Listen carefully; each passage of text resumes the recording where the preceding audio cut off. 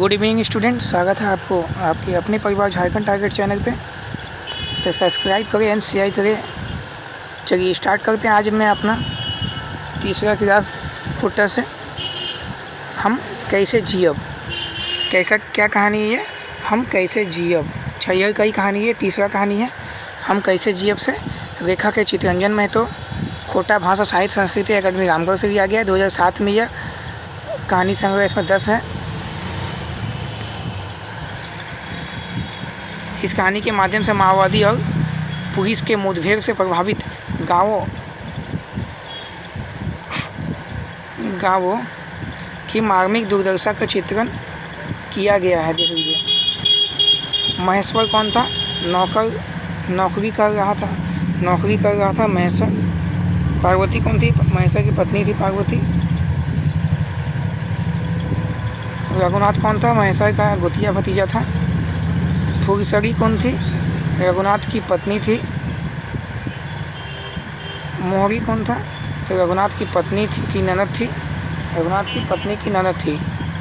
पत्नी कौन थी इसका? रघुनाथ की। फुरसरी की ननद थी मोहरी। चुनिया कौन थी?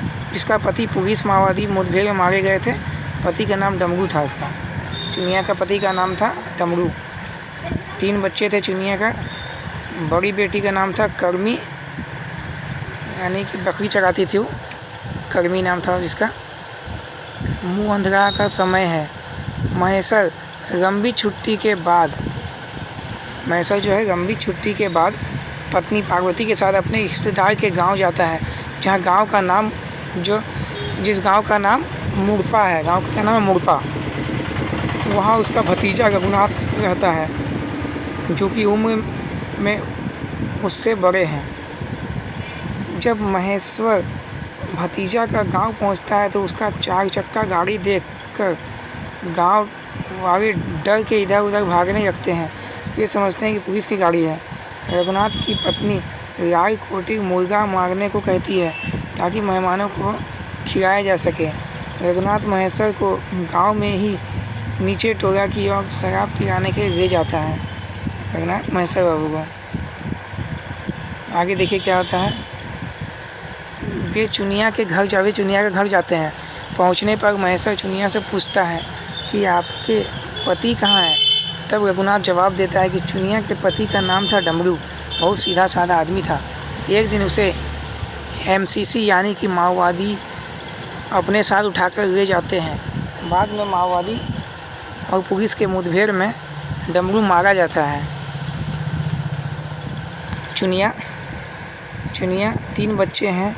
बड़ी बेटी का नाम कर्मी है, जो बकरी चराती है, और छोटी बेटी है छोटा बेटा का देखभाल करती है, जो 3 वर्ष का है। चुनिया अपने परिवार का भरण पोषण दतवन और पत्ते बेचकर तथा शराब बनाकर करती है। तभी चुनिया रोने लगती है, कहती है हम जियब कैसे, जिस पर कहानी का नाम लिखा गया, हम जियब कैसे। यह कहानी माओवादी और पुलिस आतंक से प्रभावित गांव का मार्मिक दुर्दशा को प्रभावित करता है। हम जियब कैसे ये कहानी। चलिए प्रश्न करते हैं इससे जुड़े हुए कुछ। पहला प्रश्न देखिए। हम कैसे जियब कहानी केकर लिखल लागे? तो चितरंजन महतो चित्रा का। हम कैसे जियब कहानी किस पुस्तक में संकलित है? तो छय्यर कहानी संग्रह का है। हम कैसे जियब कहानी महेश्वर की पत्नी का क्या नाम है? तो पार्वती है। हम कैसे जियब कहानी में महेश्वर का गोतिया भतीजा रघु कौन सा गांव में रहता था? तो मुड़पा गांव में रहता था। आगे देखते हैं। ये सब प्रश्न आपको बहुत ही इंपॉर्टेंट है, पूरा डिटेल से मैं ये पढ़ा रहा हूँ आपको। 5 नंबर देखते हैं। हम कैसे जियब कहानी में महेश्वर पत्नी के साथ मुड़पा गांव कब पहुंचता है? तो मुहाधरा शाम के समय पहुंचता है, इसलिए सब डर जाते हैं। हम कैसे जियब कहानी में महेश्वर की पत्नी मुड़पा गांव पहली बार गई थी। 6 नंबर प्रश्न है। रघु की पत्नी का नाम क्या था? तो फुरसरी था। रघु का पुत्र का क्या नाम था? तो भंदरुआ था।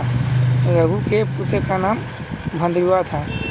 रघु के रिश्ते में महेश्वर और उसकी पत्नी क्या थे? तो छोटे काका काकी थे, गोतिया भतीजा।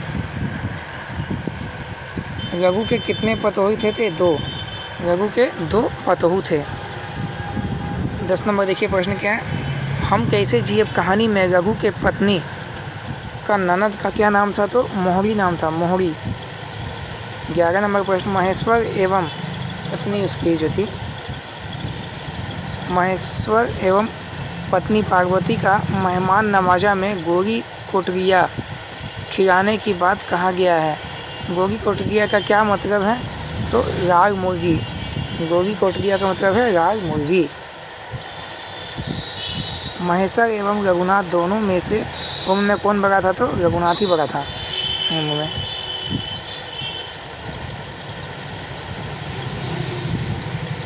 अगला देखिए 13 नंबर प्रश्न, महेश्वर कौन कौन सा स्थान घूमने का विचार करता है, तो रघुधाम और पारसनाथ।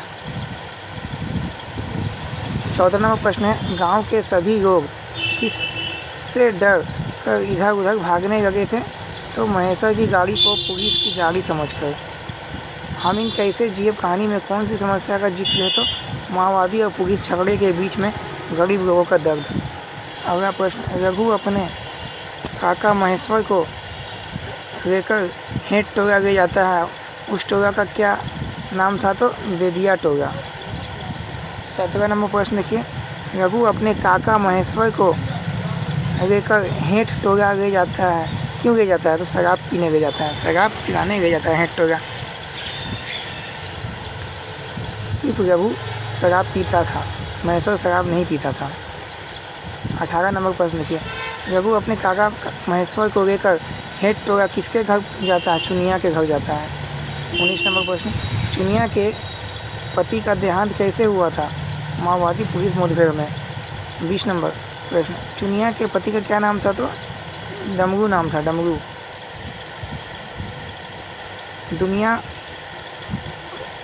चुनिया के कितने बच्चे थे, तो 3 बच्चे थे। यहाँ मिस्टेक प्रिंट हुआ है दुनिया, ये दुनिया नहीं होगा यहाँ पे, ये आपका हो जाएगा चुनिया।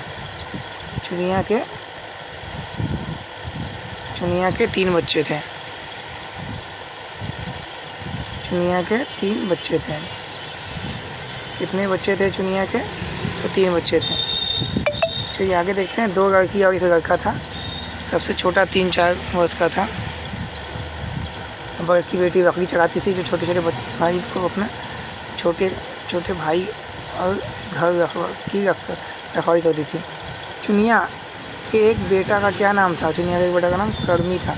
चुनिया के एक बेटी का क्या नाम, बेटी का क्या नाम था, उसका कर्मी था, बहुत काम की थी, बकरी चढ़ाती थी। चुनिया के कितने बच्चे स्कूल जाते थे, तो 1 भी नहीं जाते थे। चुनिया के 1 भी बच्चे स्कूल नहीं जाते थे। तो चलिए आपका ये आज हम जिए कैसे कहानी से आपका जो भी प्रश्न बनता है, और मैंने कहानी भी आपको पूरा डिटेल में पढ़ा दिया, तो आप एक बार ध्यान से इसे प्रश्न उत्तर कर लीजिएगा। तो थैंक यू आज के लिए सभी को, मेरे तरफ से जोहार। झारखंड टारगेट चैनल को सब्सक्राइब, शेयर और लाइक ज़रूर करें प्लीज़।